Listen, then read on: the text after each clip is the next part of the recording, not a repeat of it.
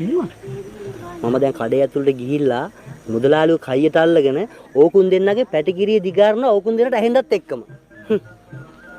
ඩාවිඩේ මා දෙන්න සපෝට් එක.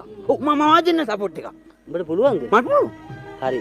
උඹ එහෙනම් මම දැන් ඇතුළට ගිහලා මුදලාලිත් එක්ක කයිය ගාන ගමන් අරුන් දෙන්නට සේෆ් එකේ බයිනවා. උඹට තියෙන්නේ කියන හැම එකටම සහතික ඇත්ත කියලා මට සපෝට් එකක් දෙන්න. හරිද? එතකොට මුමුණක් දැනගන්නවා මටත් කට්ටි ඉන්නවා කියලා. හරි. මේ මොකද කියන්න තියෙන්නේ? සහතික ඇත්ත කියලා විතරයි බං කියන්න තියෙන්නේ. තේජමු. මුදලාලේ සහතික ඇත්ත.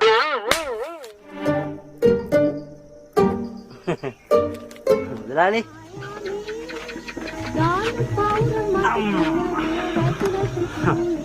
මුදලාලි අපිට දාන්නකො ප්ලේට් දෙකක්.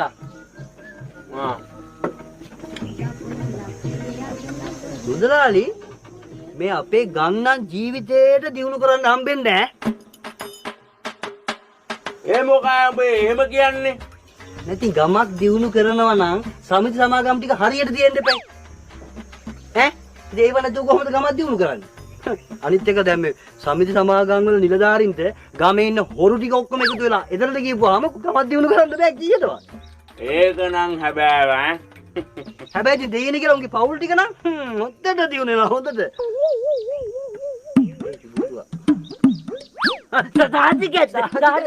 සාතිකැත්ත මූට තේරෙනවා. අනිත් උන්ට තේරෙන්නේ නැහැ උක.